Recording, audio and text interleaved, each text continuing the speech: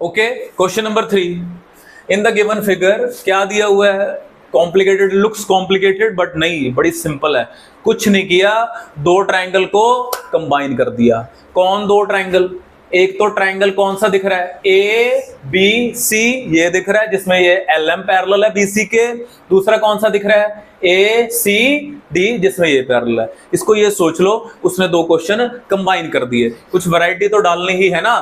हमें ये data given है कि एल एम जो है वो बीसी के पैरेलल है और एल एन जो है वो सीडी के पैरेलल है। इस डेटा को यूज करते हुए अब तो रट जाना चाहिए, याद हो जाना चाहिए क्या, कि जब भी किसी ट्राइंगल में क्या दिया होता है, कोई एक लाइन किसी दूसरी लाइन के पैरेलल है, तो कौन सी थ्योरम लगेगी?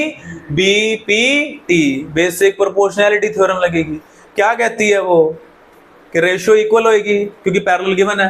तो देखो यहां कैसे करेंगे, हमें क्या करना है अब। प्रूव दैट वाले क्वेश्चंस में कैसे करा करते हैं? प्रूव दैट वाले क्वेश्चन में डिमांड देखनी है। क्या डिमांड है? ए एम ए बी की डिमांड है।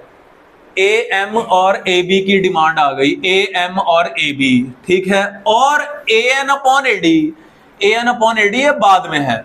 ए एम और ए बी इस ट्राइंगल के पार्ट है। कौन से ट्राइंगल के? ए बी सी के। तो सबसे पहले इन ट्राइंगल ए बी सी क्या लिखें?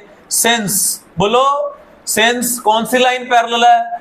एल एम पैरेलल, बोलो बेटा L M parallel C B या बी सी, एक ही बात है। By using, so by using properly लिखेंगे, बाय यूजिंग बीपीटी। क्या कहती है BPT? As per the need के A M upon A B होगा, A M upon A B किसके इक्वल आएगा? छोटा अपॉन बड़ा, तो इधर भी छोटा ए एल, बड़ा A C, A L upon A C. Number 1 का नाम दे दो इसे। सिमिलरली कौन सा triangle? In triangle A C D, A C D, बोलो जी क्या लिखें? यहां क्या चीज बोली है? ए एन और ए डी। सिंपल क्वेश्चन अपने आप बता रहा है, बोलो A N upon A D is equal to A L upon A C. Number 2, game over. देखो 1 की राइट हैंड साइड भी ए एल अपॉन ए सी है, 2 की राइट भी यही है, तो क्या होगा? जब दोनों की राइट हैंड साइड इक्वल होगी तो लेफ्ट भी इक्वल होंगे। बोलो क्या लिखें? फ्रॉम 1 and 2 क्या लिख दें? A M upon A B is equal to A N upon A D, साथ में लिखेंगे हैंस प्रूव्ड। Easy one. यहां पे बोलते लिखना। Question 4, in the given figure it look same, figure different है थोड़ी सी। वहां दो क्वेश्चन कंबाइन या दो फिगर कंबाइन अटैच करके दिए थे, यहां अटैच नहीं किए, उसके अंदर ही मिक्स कर दिया एक तरह से। अगर हम देखें तो क्या दिया इस फिगर के अंदर? कहता डीई जो है वो पैरेलल है, किसके पैरेलल है? डीई पैरेलल है किसके? बोलो एसी के। तो इसका मतलब ए बी सी ट्राइंगल उठाया जाएगा, बीपीटी लगाई जाएगी। डीएफ पैरेलल ए ही है, डीएफ जो है वो ए के पैरेलल है, तो ए बी ई ट्राइंगल लिया जाएगा, अगेन बीपीटी लगाई जाएगी। ठीक है, तो इस क्वेश्चन को करने का भी एक तरीका है, बताता हूं कैसे। सबसे पहले बी और इसी की बात हुई, बड़ा triangle, in triangle A B C क्या दिया है? DE parallel AC, again using BPT. क्या हो जाएगा? नीड क्या है? नीड हमें बीई और ईसी की है, ये तो आ ही रहा है इसमें, तो बीई अपॉन ईसी। अब पॉइंट ये है कि वो होगा किसके इक्वल?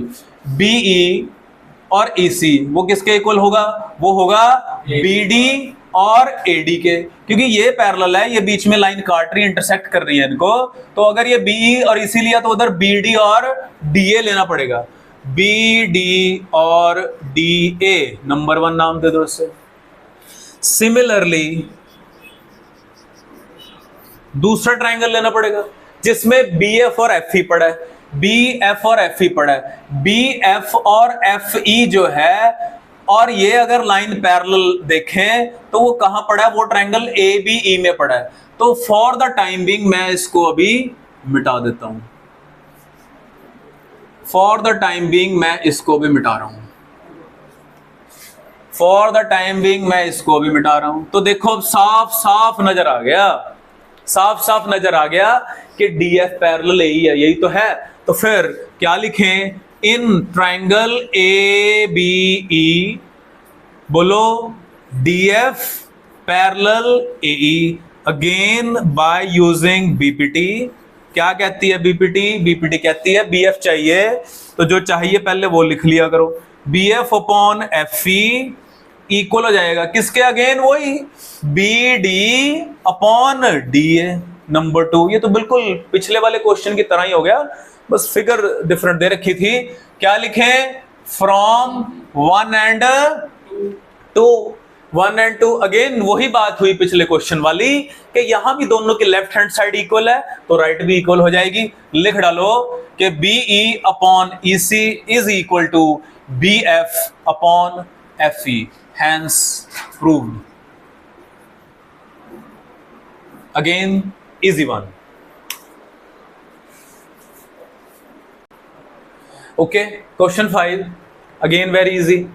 क्वेश्चन 1 2 3 4 तक हमने क्या प्रैक्टिस कर लिया, बीपीटी के पैरेलल है तो रेशो इक्वल ले लो, रेशो इक्वल है तो कन्वर्स से पैरेलल दिखा दो। तो यहां कुछ ऐसा ही है, क्या दिखाना है हमें, पैरेलल दिखाना है कि लाइन पैरेलल है। तो पता लग गया कौन सी थ्योरम लगने वाली है, कन्वर्स ऑफ बीपीटी लगने वाली बेटे। तो इसका मतलब, लेकिन इससे पहले क्या काम करना पड़ेगा, ये क्वेश्चन क्या है, कंबाइन है, जिसके अंदर एक ही क्वेश्चन में 2 बार तो लगेगी बीपीटी और लास्ट में क्या लगेगी, कन्वर्स लगेगी, कन्वर्स ऑफ बीपीटी लगेगी। अगर ये शो करना है तो रेशो चाहिए, रेशो कौन देता है, बीपीटी देती है। तो इसलिए पहले हम वो ट्रायंगल ले लेते हैं जहां जहां ये पैरेलल दिया है, DE parallel O Q, DE, ये डीई लाइन ओ क्यू के पैरेलल है। तो ये वाला ट्रायंगल ले लेते हैं, कौन सा ट्रायंगल ले, इन ट्रायंगल बोलिए पी ओ क्यू कह लो चाहे, in triangle P O Q, since क्या दिया, DE parallel O Q, therefore by using BPT, थोड़ा जल्दी में कर देते हैं, बाय यूजिंग बीपीटी बेटा क्या होगा, PE upon E Q will be equal to P D upon D O, number 1। Similarly in triangle, दूसरा ट्रायंगल डीएफ वाला लेना है जिसमें डीएफ पैरेलल है, ये रही डीएफ और ये है ओ आर। तो ट्रायंगल कौन सा बना, ट्रायंगल बना पीओआर। इन ट्रायंगल पीओआर क्या होने वाला है, क्या होने वाला है, सिंस, या हमने सिमिलरली वर्ड लिख दिया तो अब बार बार बीपीटी मेंशन करने की जरूरत नहीं है, सीधा रिजल्ट लिख देते हैं कि P F upon F R equal होने वाला है, again the same thing, P D upon D O. Number 2, using 1 and 2, using 1 and 2, left left के इक्वल है, राइट राइट के इक्वल आ गई, PE upon E Q equal हो गया P F upon F R, P F upon F R के equal हो गया। तो देखो हुआ क्या, देखते हैं, पीई और E Q P F upon F R के इक्वल हो गया। इसका मतलब ये तो किसके पार्ट है, ये तो ट्राइंगल पी क्यू आर के पार्ट है, therefore in triangle P Q R EF will be parallel to QR, बस ये मेंशन करना जरूरी, by converse of BPT, hence proved, easy one।